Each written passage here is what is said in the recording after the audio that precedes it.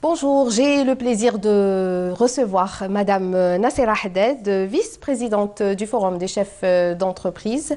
Donc, bien à vous, merci, merci d'accepter notre invitation. Bienvenue dans ce plateau. Donc, bonjour à vous. Le thème aujourd'hui, donc on revient sur l'événement phare, rencontre gouvernement Wali qui a eu lieu il y a quelques jours. Donc, sous le thème, une rencontre sous le thème gouvernance décentralisée pour une collectivité innovante et entreprenante. Donc, il s'agit là de libérer les gestionnaires locaux pour créer de la richesse, pour améliorer le climat des affaires et donc leur accorder davantage de responsabilités, de prérogatives et ne plus compter dans ce cas-là sur le budget de l'État. Qu'est-ce que vous retenez principalement de cette rencontre et dites-nous quel est le rôle du FCE dans la concrétisation de cette démarche politique, Madame Nassera Haddad? Merci pour l'invitation. Écoutez, nous devons acter l'essentiel du message porté par le président de la République dans sa lettre aux participants à cette importante rencontre et qui a porté sur aujourd'hui le rendez-vous de la valorisation des potentialités locales et régionales dans nos territoires, le rendez-vous de la croissance inclusive qui doit aujourd'hui faire participer l'ensemble des acteurs au niveau le plus reculé de nos contrées, de nos territoires, pour pouvoir véritablement inscrire notre économie, inscrire notre société de manière générale sur la voie du progrès et du développement durable. Alors, il y a eu avant de parler des recommandations, on revient sur les travaux des 5 ateliers. Donc, 5 thèmes retenus: décentralisation, choix incontournable de l'action publique. Le deuxième atelier, qualité et durabilité, défis des services publics de proximité. Troisième atelier, l'attractivité du territoire, défis entrepreneurial des collectivités locales. Le quatrième atelier, pour un écosystème numérique territorial moderne et simplifié.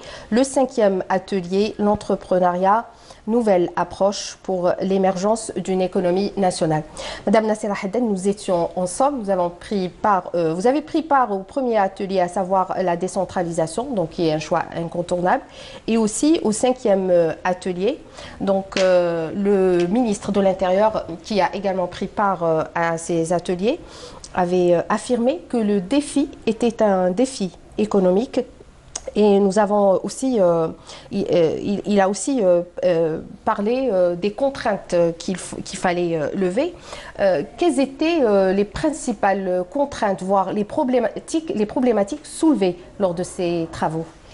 Écoutez, sur l'atelier 1 qui portait sur la décentralisation comme voie incontournable pour le développement des territoires et pour le développement durable, il s'agissait aujourd'hui de changer. C'est véritablement, nous avons assisté aujourd'hui à travers cette rencontre, à travers la décision du président de la République de pouvoir donner le là concernant la décentralisation et concernant le rôle des territoires, la contribution des territoires à la création de richesses, le rôle des acteurs locaux dans la contribution à la création de richesses. Donc c'est aujourd'hui mettre fin à la logique sectorielle, premièrement, qui avait pris le pas sur la logique territoriale. C'est que pendant des années, en tant qu'opérateur, notre plaidoyer a porté sur ce changement de paradigme.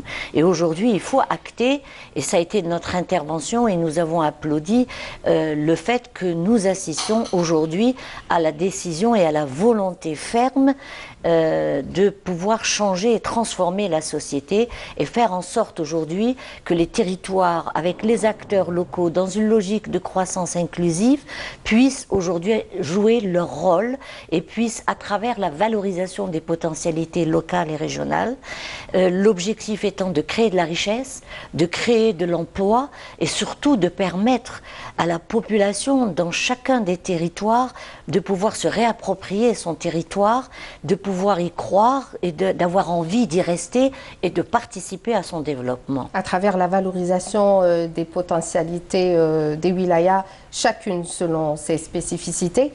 On revient sur le message du président de la République, donc Nourdine Bedoui, qui annonçait lors de la conférence de presse tenue à la fin des travaux que le message du président de la République, Abdelaziz Bouteflika, se voulait comme une feuille de route pour promouvoir le développement local, améliorer les conditions de vie des citoyens.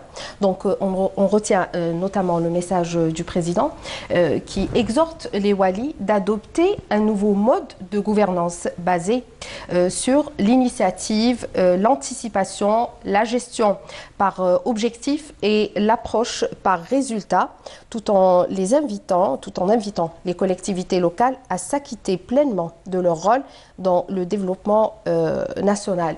Vous m'avez dit la dernière fois lors des travaux que c'était un discours de référence, n'est-ce pas, notamment pour les walis? Tout à fait. C'est un discours de référence et c'est un discours qui doit pouvoir aujourd'hui remettre les walis et leur permettre en agissant sur l'amélioration et de refonder les prérogatives des walis. Et ça, c'est ressorti parmi les recommandations de l'ensemble des ateliers, mais particulièrement notre premier atelier parce qu'il portait sur la décentralisation. Donc aujourd'hui, c'est redonner aux walis la vocation d'être le premier manager de son territoire et de pouvoir surtout, c'est surtout ça notre message en tant qu'opérateur, en tant qu'acteur de l'économie, en tant qu'agent économique, c'est que les walis puissent être des agents qui puissent fédérer ces acteurs et créer c'est-à-dire cette coordination et cette animation des acteurs locaux et non plus seulement être des représentants de l'État au niveau local uniquement pour diriger ou ordonner. Donc c'est véritablement permettre de créer cette dynamique au niveau local, de redonner à l'initiative entrepreneuriale son rôle et toute sa puissance, de redonner aux acteurs locaux, la société civile, les associations qui ont un rôle déterminant pour pouvoir accompagner, porter le message. Aujourd'hui, le développement local ne pourra se faire, et le développement des territoires, que si on inverse la logique, c'est-à-dire partir du territoire, partir d'une approche de proximité, faire remonter l'information, les attentes, les formuler, et que le territoire puisse se prendre en charge et prendre son sort en main, et surtout permettre de faire remonter les recommandations au niveau national pour que les politiques publiques puissent s'adapter à chacun des territoires, à chacune des activités qui vont pouvoir être à l'origine de la création de richesses, de la création d'emplois et d'une manière générale du progrès social dans nos territoires. Donc c'est la transformation économique à partir des territoires. Moi je dirais plus, c'est une transformation de notre société parce que la décentralisation, il faut acter ça, c'est un acte majeur. Aujourd'hui c'est une décision très forte du président de la République et nous y avons appelé. Vraiment, ça a fait partie de nos plaidoyers. Je pense que tous les opérateurs, quels qu'ils soient, au FCE ou en dehors du FCE, ont appelé à la décentralisation. Mais cette décentralisation doit s'accompagner d'une redéfinition des prérogatives des acteurs locaux, dont les autorités locales, c'est-à-dire les walis, les présidents d'APC, les chefs d'AERA, etc., mais aussi le rôle, trouver les espaces de concertation et de dialogue avec les acteurs de la société civile. Vous, Madame Nassera Haddad, en tant que partenaire économique, est-ce que vous ne vous sentez pas responsable de jouer le rôle d'intermédiaire ou interface entre les élus locaux et les chefs d'entreprise, les opérateurs économiques? Parce qu'on a beaucoup parlé d'égalité des territoires, donc invitation des opérateurs économiques à investir dans le Sud. Il y avait un participant au 5e atelier, vous étiez avec moi quand il a dit, je vais utiliser un mot très fort, il faut draguer aujourd'hui les investisseurs à venir investir dans le grand sud du pays comme à Tamanrasset, Tindouf, Gardaya, les hauts plateaux également. Est-ce que c'est le mauvais terme. C'est le mauvais terme parce qu'aujourd'hui, il s'agit de promouvoir les territoires. Et le rôle des walis, justement, j'espère que nous allons pouvoir réussir cela parce qu'il va falloir changer d'état d'esprit, même au niveau des walis. Vous avez des walis qui sont très à l'avant-garde, qui ont cet état d'esprit et qui sont prêts et qui ont été déjà à l'initiative entrepreneuriale très vite et qui ont ouvert les portes aux entrepreneurs. Mais vous avez quand même aussi d'autres catégories d'acteurs locaux, et dont les walis et d'autres autorités qui sont restés en décalage, et même dans l'état d'esprit, dans les ateliers, nous nous sommes rendus compte qu'ils étaient encore très éloignés de la chose économique. Donc là, le changement doit se faire. Et le discours du président de la République, Abdelaziz Bouteflika, une chose à noter dans son discours, c'est l'obligation de résultat, c'est l'évaluation. Et il a dit que c'était fini et qu'aujourd'hui, l'ère du ronronnement était terminée. Donc nous comptons énormément sur l'aptitude et la capacité des walis à véritablement rentrer dans la bataille économique, tout en faisant jouer les lois, respecter les lois de la République. Mais on espère véritablement que nous allons avoir affaire à des animateurs qui vont fédérer les acteurs locaux, qui vont pouvoir promouvoir l'initiative entrepreneuriale et permettre véritablement de redonner à notre pays la chance d'avoir une économie qui puisse être une économie émergente. Et surtout, ce qui nous préoccupe, nous, c'est de pouvoir permettre dans les wilayas difficiles, dans les wilayas dites enclavées, dans les wilayas frontières.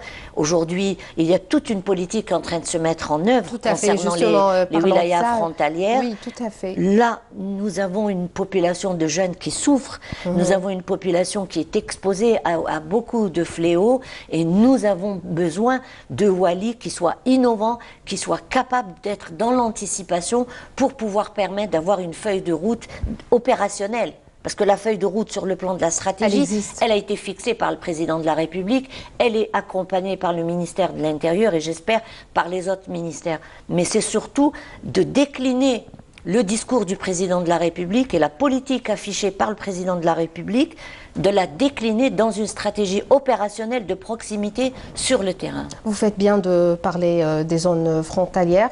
Donc à ce niveau, le ministre de l'Intérieur a fait savoir qu'il sera procédé au renforcement du développement local par des programmes spéciaux de rattrapage, donc toujours décidés par le président de la République, au profit de ces régions du Grand Sud et des hauts plateaux. Donc ces programmes qui impliquent tout secteur d'activité confondu, l'objectif étant de remédier aux dysfonctionnements. Donc vous venez de parler de cette politique, de l'action managériale. À votre avis, à partir de quel moment les résultats seront palpables, sachant que la machine est déjà très vite, en marche? Très vite. C'est-à-dire très vite. On espère que le gouvernement va mettre en place pour accompagner la mise en œuvre de cette stratégie, de mettre en place un référentiel d'évaluation périodique et voir la feuille de route très vite par territoire. La feuille de route. Moi, je prends le cas, le Premier ministre a inauguré le projet phosphate vers Tébessa. Moi, j'aimerais bien voir, par exemple, très vite, quelle est aujourd'hui la stratégie de développement de tout ce qui est aval et amont de ce programme. Qu'est-ce qui a été fait? Qu'est-ce qui va se faire en matière de prévision? C'est un projet qui va rentrer en exploitation dans les 3 prochaines années. 2 ans. Disons dans les 3 prochaines années pour être réaliste. Est-ce que d'ici là, les programmes de formation professionnelle sont déjà pris en charge pour former les jeunes de la région, pour pouvoir recruter les jeunes de la région? Est-ce que les universités dans la région ont intégré cette formation? Est-ce qu'on est en train de réfléchir au développement des métiers de la sous-traitance et des activités à offrir à la sous-traitance en amont et en aval de ce projet? Vous voyez, c'est ce genre d'écosystème qu'il va falloir mettre en place et sur lesquels les walis vont devoir plancher et rendre compte. Ils disposent aujourd'hui de tous les moyens. Ce qui m'étonne, moi, quand j'écoute, certains walis ne connaissent pas les études de monographie, ne connaissent pas les études de valorisation, ne connaissent pas l'identification des secteurs porteurs dans leur wilaya. Ça, il va falloir corriger ça. Il y en a qui sont très en avance, alhamdoulilah, c'est très bien, mais les autres doivent absolument suivre. Est-ce qu'il ne faudrait pas plutôt attaquer, est-ce que le problème ne serait pas un problème de fond? Et dans ce cas-là, peut-être leur dispenser une formation de manager, par exemple. On n'a pas besoin, on n'a pas le temps, on n'a plus le temps.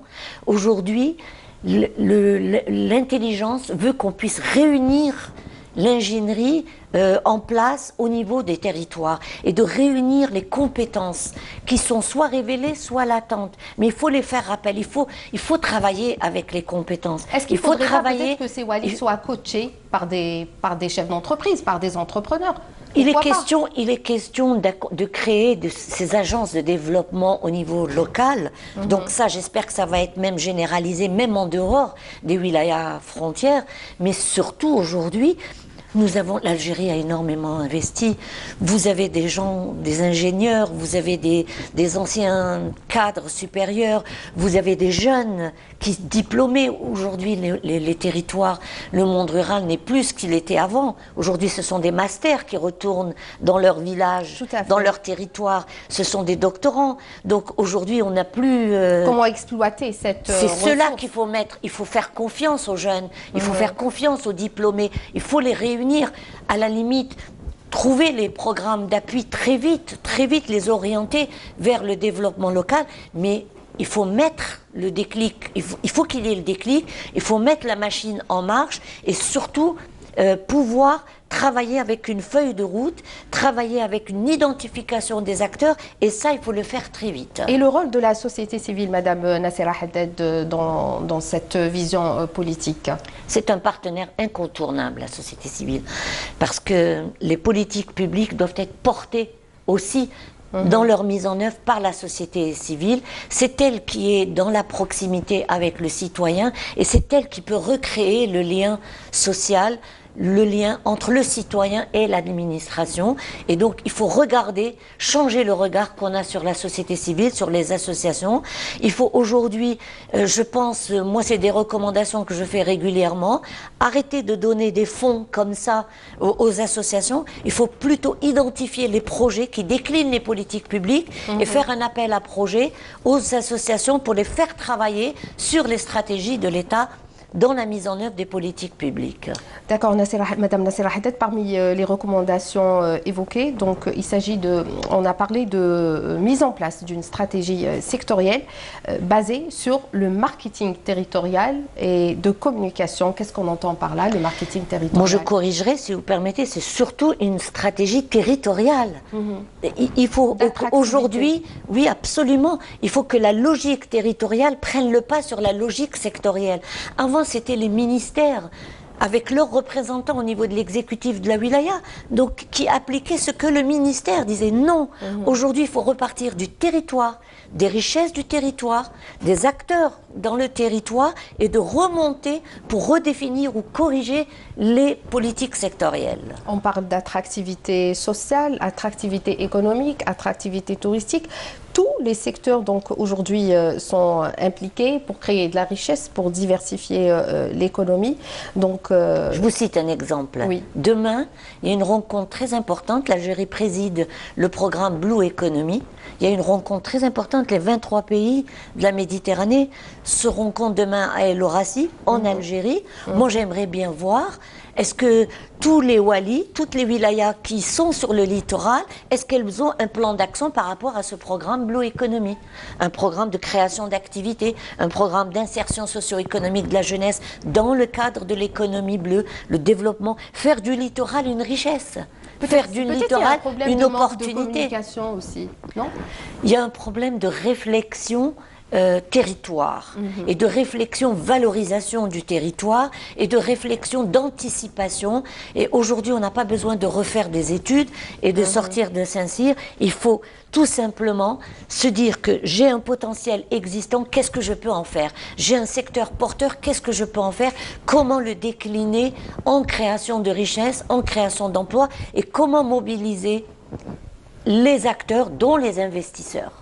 Et c'est là où la politique des mesures incitatives, les dispositifs incitatifs peuvent donner toute leur puissance. C'est une fois que j'identifie le secteur porteur, le secteur prioritaire dans mon territoire, que je peux recommander au niveau national au gouvernement d'opter pour telle mesure spécifique, exceptionnelle, pour telle activité. Tout à fait, madame. Le débat est très intéressant. On a beaucoup à dire.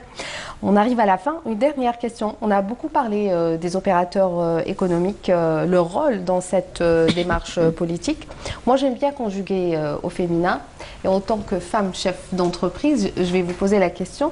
Le rôle des opératrices économiques dans cette démarche de concrétisation, de décentralisation, de gouvernance, madame?